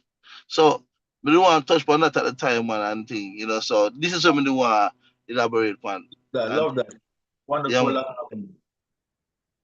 awareness to bring that part up. Obviously, that struck a nerve with you. So yeah, man. One say you want to what you do is you that's a change your viewpoint future. that you have, yeah. Yeah, he said you're changing what you're doing when you lay on your bed and you assume the feeling. You're changing your future. That's what he Yeah. said. You know what I mean? Yeah, Yeah. man. That kind of touch my man. Say, yeah, man. We need to know this. You're You know? changing it for either good or better or worse, you know. All of the above, all the possibilities are endless. And it is up to the feeling that you have of yourself at any particular moment that is writing that future. You know, you write your future from the present, right now. What you have to be conscious of is just writing it, as we're saying, wish. If you weren't here earlier, Sir Marlon, wish. We're talking about my wish is my command. And we've come up with an acronym for the word wish, which is what I saw happened, past tense. Saw here is your imagination. What you saw in your imagination, if you can see it, it has already happened. It's not something that's going to happen, It has already happened because you're seeing it now. When you watch a movie and you see the movie now, didn't the movie happen already? That's why you're watching it. Exactly. You're not watching the movie for the first time in terms of creating the movie now. The movie was already created. Exactly. So it's something that's already happened. So your imagination is your own personalized movie that is showing you that it has already happened. That said, you go right to the end of the movie, you know, You know, man. and live from that experience. As them say, live happily ever after. See yourself living happily ever after in your imagination. You may not know how it is going to transpire because you're going to the very end from the beginning, but the way will be shown to you. And that was discussed in The Secret. You don't know how, but the way will be shown to you. You know, you just have to hold that concept in your mind. Be faithful, persist in faith that it already has happened. And you're just going along for the ride until it's like going from Florida to Georgia. You're holding the state of Georgia while traveling in and through Florida, going towards Georgia. You already know that Georgia exists. Nobody can tell you otherwise. And you know you're going the right direction. You're going, if you're in Florida, you're going north to Georgia. And you cannot miss it because it comes after Florida. No doubt. It's the same way you have to see the concept of yourself that you are traveling to, but you have to presently do it. You cannot get there unless you presently, is traveling there in mind. And seeing the end from the very beginning, you know what hotel you're driving to or friend you're driving to. You already know that. You're not just driving just to drive. You have an address. a destination. And that is where you're thinking from. That's how come you arrive at the address, because you have the address from the end of your trip, from the very beginning. That's how you arrived there, because you knew the end. What you did not know was maybe when you were going to get there, what time, and how. You don't know how the traffic stay and all this type of stuff. You don't know what you're going to encounter. You don't know how many times you're going to have to stop, but you know that you're on the right path to your destination. So it's the same way we have to naturalize it in our mind, using our imagination, and coming up with any or every particular desire or wish, and just perceive it as what I, the conscious observer, the Father, the one imagining, saw happened, past tense. And you must live what has already happened. If it happened in your mind, it's going to happen in time, I like to say. All right. So yeah, man, love that one that you brought up, Sir Marlon. Let's finish up the tape. I have a few minutes left, and then we're going to come right back to wrap things up.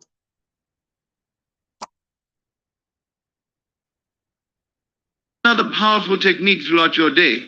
Whenever you encounter something that seems to contradict your desire, silently say to yourself, this is old news. It's the shadow of past thinking. My new assumption is the only reality. Then immediately feel the truth of your desire fulfilled. Let's delve deeper into the practical application of these principles. When you understand that your wish is your command, you must also understand the responsibility that comes with this power. Every moment of your life is a creative moment. Every reaction, every response to circumstances is either reinforcing your current state or creating a new one. This is why mindfulness of your mental and emotional states is crucial. You're not just observing your thoughts and feelings, you're choosing which ones to entertain, which ones to give life to through your attention. This choice is your creative power in action.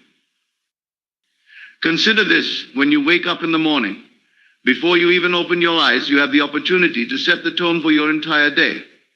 Instead of immediately reacting to circumstances or jumping into worries about the day ahead, take a moment to feel the feeling of your wish fulfilled.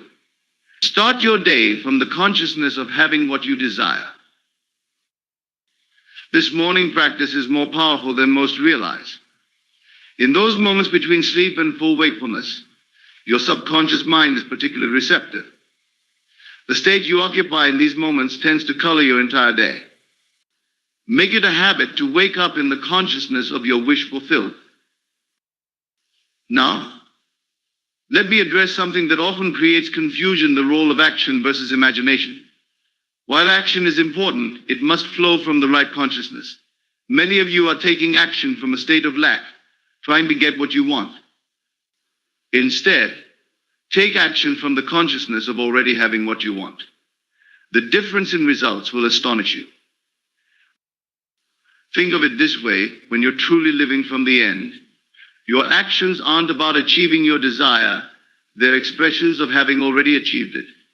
This subtle shift makes all the difference. You're no longer trying to make something happen, you're living from the assumption that it has already happened. Here's a practical example. If your wish is for financial abundance, instead of taking actions to get money, take actions that express your consciousness of already being financially abundant. How would a financially abundant person think? How would they make decisions? How would they treat money? Live from these assumptions. This brings us to another vital understanding: the law of reversibility. Just as feeling follows action in the physical world, action follows feeling in the spiritual world. When you consistently maintain the feeling of your wish fulfilled, appropriate actions will naturally arise. You won't have to force them or figure them out. Consider how you act when you're happy versus when you're sad. Your emotional state naturally leads to corresponding actions. The same principle applies to any state of consciousness. When you occupy the state of having your desire fulfilled, you'll naturally take actions that support and express that state. But remember this, the actions themselves don't create your desire. They only express and anchor the new state of consciousness you've assumed. This is why two people can take the same actions and get completely different results. The difference lies in their consciousness, their assumptions about reality. Let me share something profound. Every desire you have is actually a desire to occupy a different state of consciousness. You don't really want money, you want the feeling of financial security and freedom. You don't really want a relationship, you want the feeling of being loved and appreciated. When you understand this, you'll see why focusing on the feeling is so crucial. This is where many of you might be thinking, but I've been trying to feel my desire fulfilled, and nothing has changed. The key word here is trying. You don't try to feel your current reality, you simply feel it. The same must be true for your desire. Don't try to feel it, assume it, accept it, know it.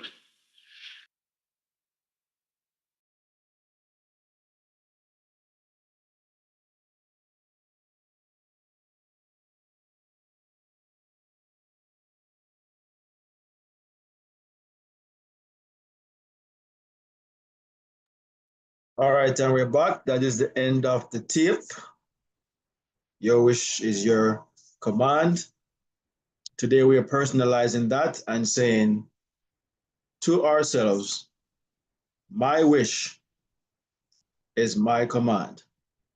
Reason why we say that is so that we're not depending upon anyone else but ourselves. What does that mean? We're not depending on a God outside of ourselves. We're not depending on our next door neighbor. We're not depending on welfare. We're not depending on the right president, the right government, the right time. If everything is incumbent upon you, then there is no one else to look up to but yourself, no one to change but self, no one to condition but self. You understand? So when you take personal responsibility, it makes you free. You don't have to know, you no longer have to wait. You know, if it's to be, it's up to me. I have to do it.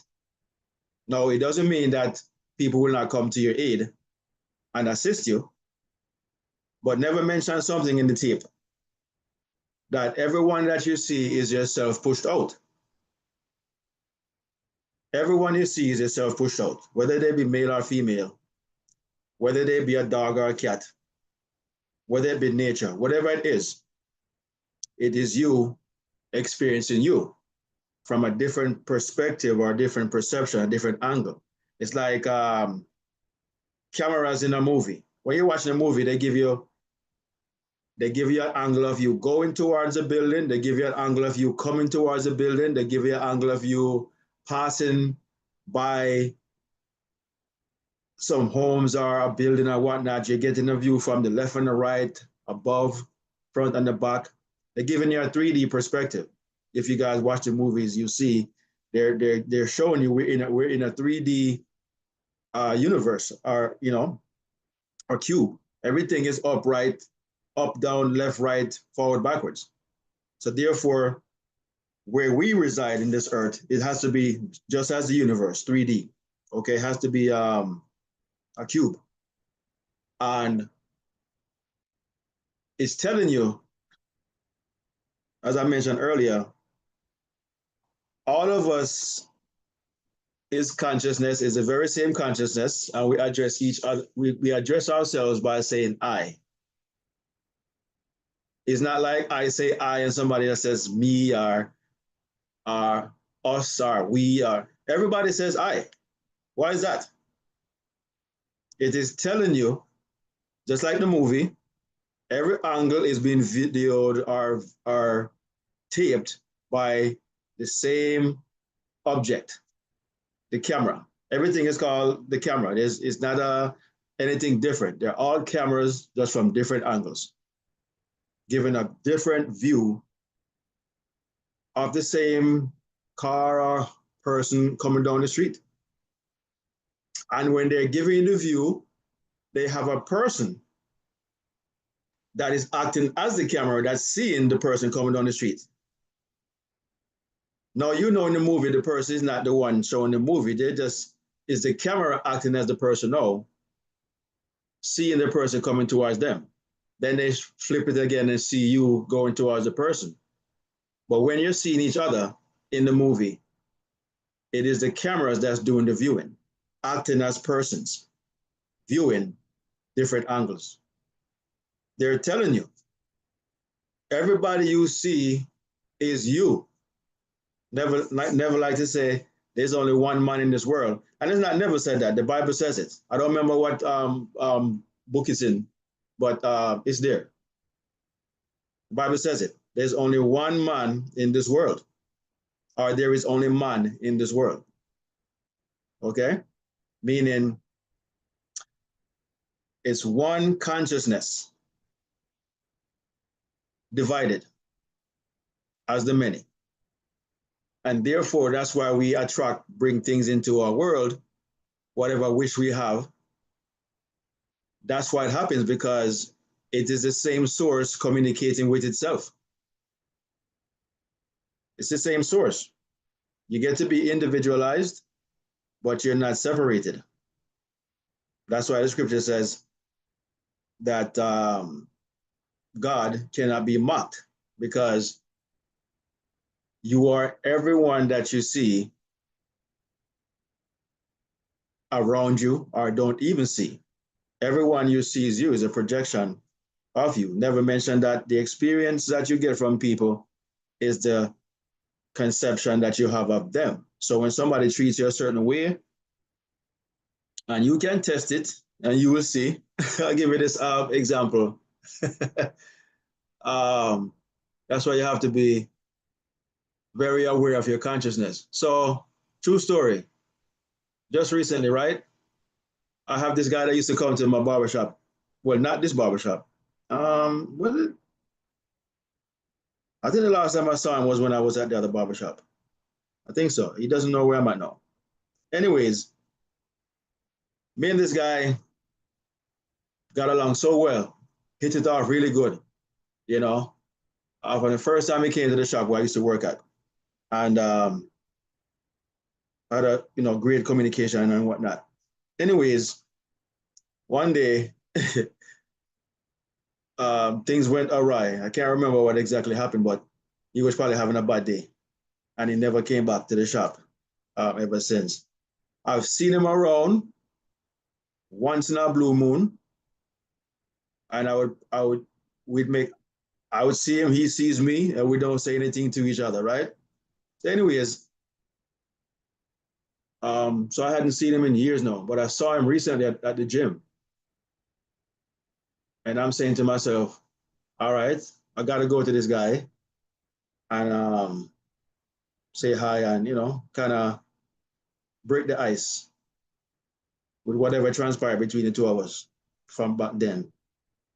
It wasn't an argument or anything like that, but some kind of feeling or disagreement, whatever. Anyways, so I'm saying that in my mind to myself. So every day when I saw him the first time, I didn't even realize it was him because he wasn't in a hoodie. But then when I saw that it was him, I said, all right.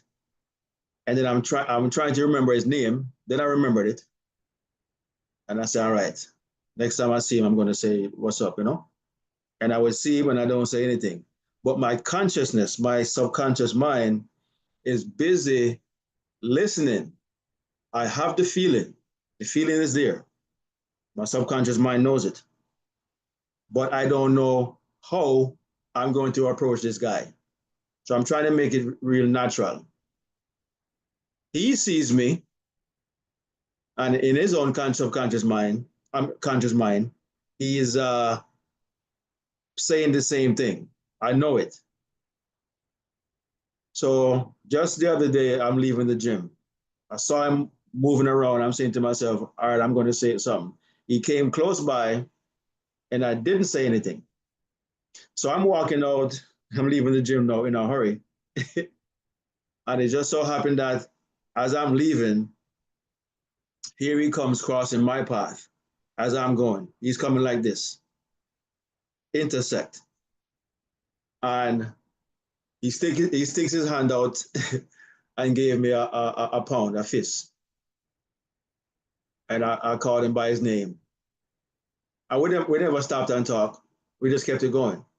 What is it saying?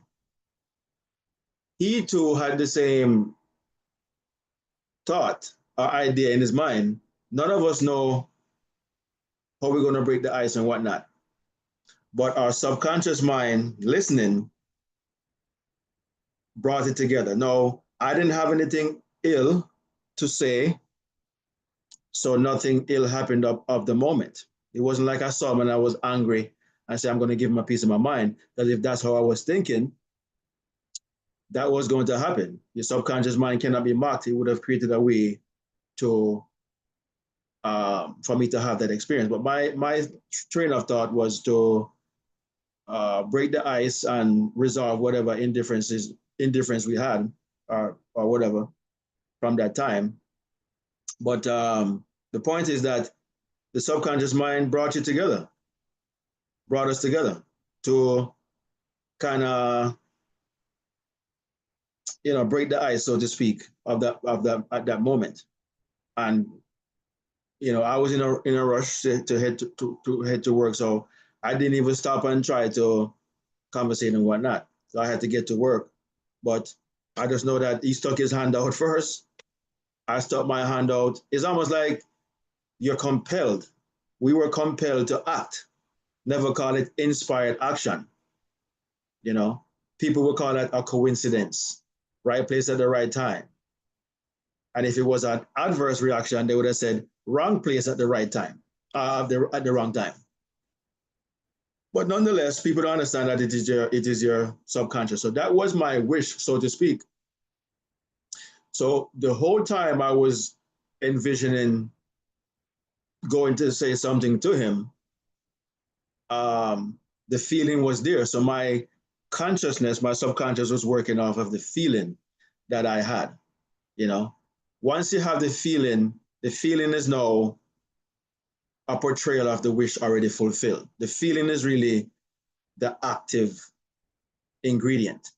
Once you have the feeling, you have activated the experience. It's something that is going to happen. You just don't know how, when, where, but it's going to. There's going to be an intersection between you and your desire, you and your wish, that will fulfill itself. But you have to persist until you get the feeling. Once you get the feeling, there's nothing else to do, because you have persisted enough to where now you have initiated that vow, the nail that joins you to your conception, and you're now crucified together. And it's just a moment in time when you and your wish will cross path. And I'm telling you, it doesn't matter what the wish is. The wish could be to cause harm to somebody. I've read stories, watched videos, and heard guys are seeing people talking about what they're going to do when they see such and such, not realizing that when it happens, they might think it's just happenstance or, right place at the right time, but they're the ones causing it. So I listen to these guys and I see, and they tell the story of when they caught up with the person, what they did and whatnot. It was their wish. They say that your consciousness does not care whether you're desiring to hurt somebody or to rekindle a relationship. It does not care, because everything to your subconscious is good. It doesn't see anything as bad or adverse. The conscious mind sees that. It's the mind of knowledge. So it knows what the feeling brings. Your subconscious does not care about any of that stuff. It's incapable of saying no. You should not talk to this guy anymore or whatnot. Um, Leave him be or whatever. But bad idea. No, if I'm the one initiating that feeling or that wish, the subconscious is going to oblige. You know, and it happened like a thief in the night. 1 minute I saw the guy over this side, and as I'm leaving, he's right there. It's crazy. No idea where he came from. He just crossed path like this, and boom, right there. So your desires are the same way if you catch the feeling of your wish fulfilled, you know, and that is the challenge, garnering up the feeling of the wish fulfilled. Earlier this year, I had asked some of you guys to write down some wishes or some desires that want to experience and stuff like that. I don't know if any of you have done it. If you haven't done it in writing, you can do it in mind. And we're keeping track to see if anyone has come near to some of those wishes or desires fulfilled, you know. And we would like to get some testimonies or hear some testimonies and whatnot. You know, we all have iron in the fire, as they say, that's getting hot and ready for use at some point. So, just want you guys to keep that in mind. Just like I just explained just now, whatever you wrote down, you have to be very intense in that particular thing happening. You have to really see it happening or want it to happen if you want it badly enough. And you will cross your path just like that. But writing it down, what's the purpose of writing it down? So you can see it all the time. It's a reminder. And then seeing it all the time over and over and over becomes and a subconscious, perception. Like, okay, I think this is possible. I know I can, I know I can. I know it will, I know it will. You start to feel like this and you just get the feeling. It's something that you have to train your conscious mind to accept. Once you consciously accept it, you impregnate the subconscious. But your conscious mind has to accept it first. It's the gateway to the subconscious.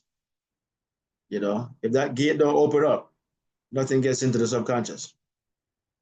You are Peter at the gate. You understand? You're Peter at the gate, and you allow whatever you desire to allow to go to your subconscious, or keep up what you don't desire to enter your subconscious. But you are always, you have to consciously accept it first. It is incumbent upon you to consciously believe that this thing is possible. Once you get that feeling, then you go to the Father with the feeling. The Father touches you. In this aspect, the subconscious touches you, feels that you have the feeling, and grants you your wish. But do not misconstrue that this is a God out there in the sky. It is you. You're God. You're the one. You're God desiring, and you are God experiencing your desire. There's nobody else experiencing anything. It's all you. Doing and being and having.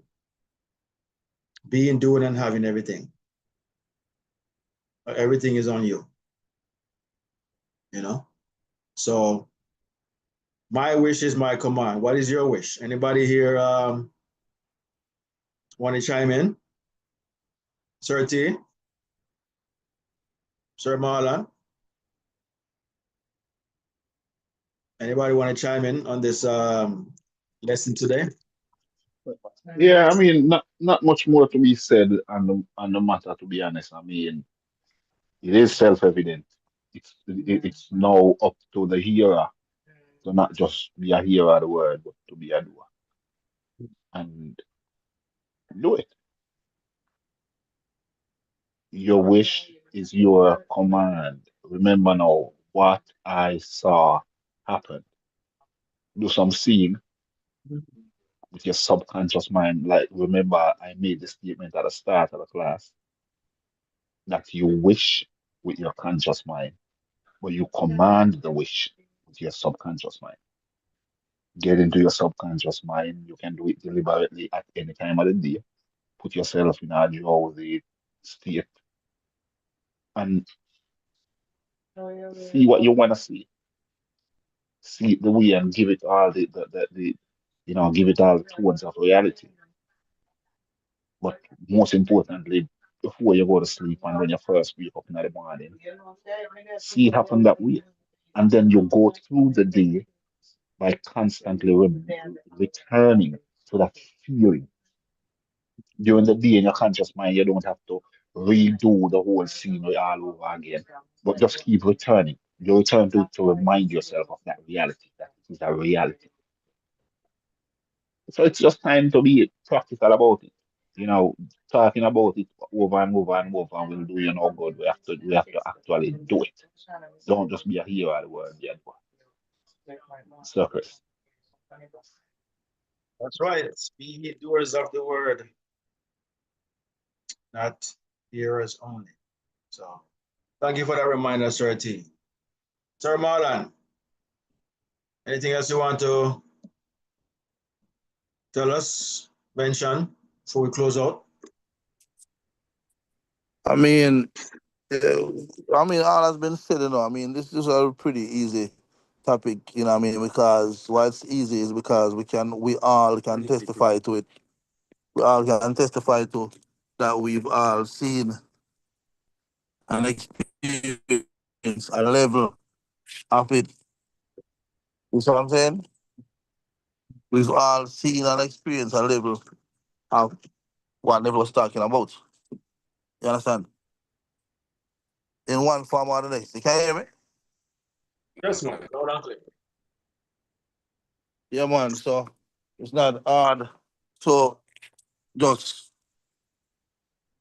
I mean, pretty much, you know, what's that word I always use?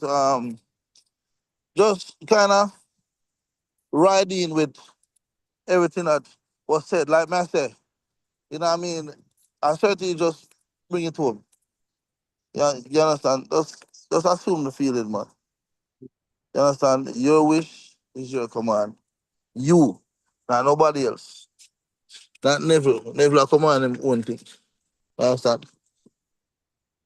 I mean, I know the Neville commanded his own thing when he was Neville. You see what I'm saying? And you, Sir Christian, command your own thing, and you've seen results Yeah. when you use the technique that we all have, but we never awakened to until we started using it. A lot of us are going to start, just like when you put out the exercise that we should all partake, embark upon. And We all are gonna see the result. I guarantee it. You see how bold I said that a while ago? If we all use the technique as Neville stated, as matter of fact, as Neville did state it, and as we have stated inside here in this class, I guarantee. Now you see how different it is. A pastor can tell you, say, only if you have faith will you manifest the blessings of the Lord. You understand? But if you still don't know what I say, if you still don't know what I say, Yeah. because the people them don't manifest. the so-called blessings of the Lord and come and say, boy, pastor, me still there, I wait, you know, the Lord will bless me still. The pastor is gonna say, yeah, you have my money. Yeah, man, let's go and pray, man, and hold faith, man, and thing, and you know, everything will work out good for you. You see what I'm doing? And but what I'm saying to us right here now is that if we ask ourselves in this, that we know to be true, that we know to be real, because it resonates with us, I guarantee the result. Now, what I cannot guarantee is when, and none of us can guarantee when we shall see individual results, not even our own. Right? That part of the secret. That's the secret. Exactly. But what we can do is said, when followed through, we can guarantee that there will be results. And that is for certain. Because that's how the formula works. And it's just the universe.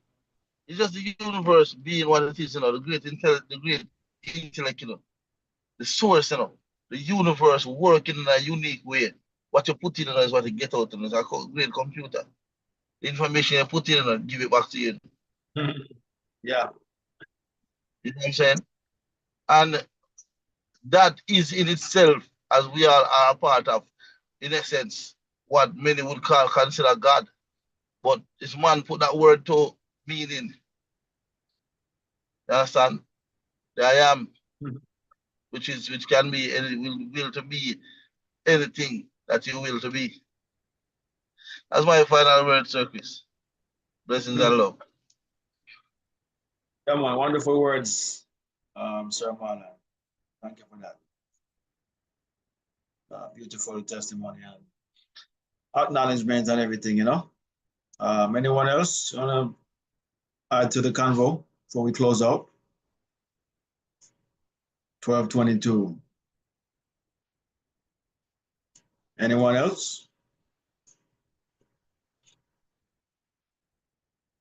Well, I trust that the class resonated with you guys today.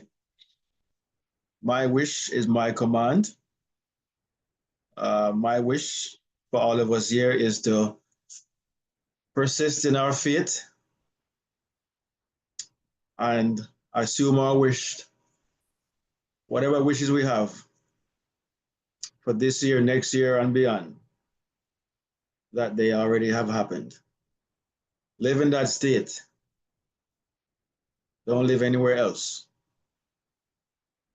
Let that be your dwelling place. And just travel in faith, knowing that that day will come. It will be like a thief in the night. Don't know how or when, but you're certain that it will. If it, we'll never say, if it is late, just wait, because it is sure and it will not be late. You know, it's not going to come on your time. Conscious mind thinking it's going to come at a particular time. It's not going to come like that. But it is sure. Just wait and stay in the faith, because it will come at the right time and it will not be late, whenever that time is. The time is when you and the thing wish for is in the same frequency, same alignment. It will come together, intersect, and boom, there you have it. All right. So thank you guys for staying with us for another Sunday. I'll post the tape in the room, of course, momentarily.